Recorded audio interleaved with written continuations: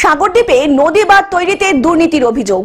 বর্ষা আসলেই আতঙ্কে প্রহরগণে সাগরদ্বীপের মানুষজন। কখনো দুর্বল নদী বাঁধ ভেঙে প্লাবিত হয় গ্রামের পর গ্রাম, ঘরছাড়া হয় এলাকার মানুষজন। তাই প্রশাসনের পক্ষ থেকে গঙ্গাসাগরের মুড়িগঙ্গা গ্রাম পঞ্চায়েত, সাতখালি, মোজা, চাপাখালি এবং গ্রামের নদী ভাঙন আটকাতে নদীতে ফেলা হচ্ছে খাঁচা, আর তাতেই এবার দুর্নীতির অভিযোগ তুলে সবর এলাকার মানুষজন। ইটগুলো অত্যন্ত কম, মানে ফেলাতে গিয়ে ভেঙে যাচ্ছে, খাঁচায় পড়বে কি করে, অনেক ইট ভাঙাগুলো ফেলে দিচ্ছে নদীতে এমনি। আর কি কি সমস্যা আছে? সমস্যা বলতে খাঁচাগুলো ঠিকঠাক হয়নি, তারপরে তারের জালগুলো যেগুলো করছিল ইট গলে যাচ্ছে। আমরা মাঝে মাঝে গেছে বলি আমি এত ফাঁকা করছেন কেন, বললাম না ওটাও হয়ে গেছে, বলে চাপ দিয়ে করাচ্ছি আর কি। আমরা কেউ এলে ওরা দেখেই ওরা করে, না হলে ওই তারের জালগুলো ফাঁকা একদম।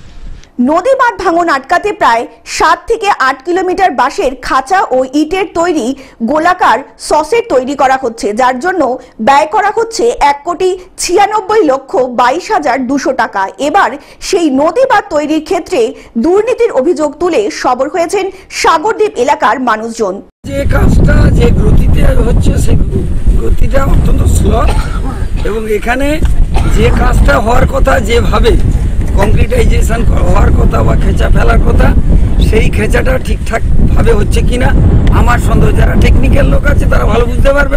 তাদের অভিযোগ, নিম্নমানের সামগ্রী দিয়ে কাজ করা হচ্ছে, অন্যদিকে নিম্নমানের ইট ব্যবহার করা হচ্ছে কাজের জন্য। এইভাবে যদি কাজ চলতে থাকে, কিছুদিন পরে আবারও নদী বাঁধ ভেঙে প্লাবিত হবে এলাকা, আর তাই নিয়েই সবর হয়েছেন এলাকার মানুষজন। তবে বিষয়টি নিয়ে বিরোধীদের অভিযোগ, তৃণমূল দুর্নীতি ছাড়া অন্য কিছুই জানে না, এটা হওয়াটাই স্বাভাবিক ছিল। অন্যদিকে এই অভিযোগ অস্বীকার করে তৃণমূলের দাবি, সাগরে স্থায়ী বাঁধ নির্মাণ করার জন্য সুন্দরবন উন্নয়ন মন্ত্রী চেষ্টা করছে, আর সেখান থেকেই বিরোধীরা বাধা দিয়ে উন্নয়নকে রোধ করার চেষ্টা চালাচ্ছে।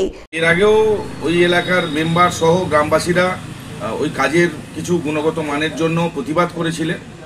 তাতে মন্ত্রী মহাশয় তার ডিপার্টমেন্টকে অবশ্যই জানিয়েছে, এবং যাতে করে কাজ যথাযথ কাজ হয় এবং যাতে স্থায়ীভাবে নদী বাঁধটা সঠিক থাকে, তার জন্য অবশ্যই ব্যবস্থা নেওয়ার জন্য সদ্য মন্ত্রী বঙ্কিমচন্দ্র হাজরা মহাশয় বলেছেন। এবং আমরা আশ্বস্ত করতে পারি যাতে যথাযথ মানের কাজ হয়, তাতে উপভোক্তারাও যেমন বুঝে নেবেন, এবং যাতে কাজটা সুসম্পন্ন হয় তার জন্যও যেন উপভোক্তারা সচেষ্ট থাকেন, যাতে করে নদীবাঁধের কাজটা কোনো কারণে আটকে না যায়। সাগরে বিভিন্ন প্রান্তে নদীবাঁধ ভাঙানোর জন্য যেমন বঙ্কিমনগরে একটা বড় প্রজেক্ট মন্ত্রী মহাশয়, আমাদের মানুষ ভূঁইয়া মন্ত্রী মহাশয়কে বলে নিয়ে এসছেন, সেখানেও কাজ হচ্ছে। সাগরের বিভিন্ন প্রান্তে যাতে স্থায়ী নদীবাঁধ নির্মাণ করা যায়, তার জন্য মন্ত্রী মহাশয় নিরলস প্রচেষ্টা করে চলেছেন।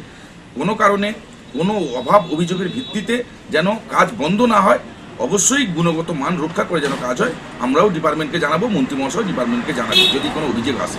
দক্ষিণ ২৪ পরগনা থেকে বাবলু প্রামাণিকের রিপোর্ট, গ্লোব নিউজ। এখন থেকে গ্লোব টিভি দেখুন আপনার স্মার্টফোনেও। গুগল প্লে স্টোর অথবা অ্যাপল স্টোর থেকে ডাউনলোড করুন গ্লোব টিভি লাইভ অ্যাপ। এছাড়া জিও টিভি অ্যাপ থেকে দেখুন গ্লোব টিভি লাইভ।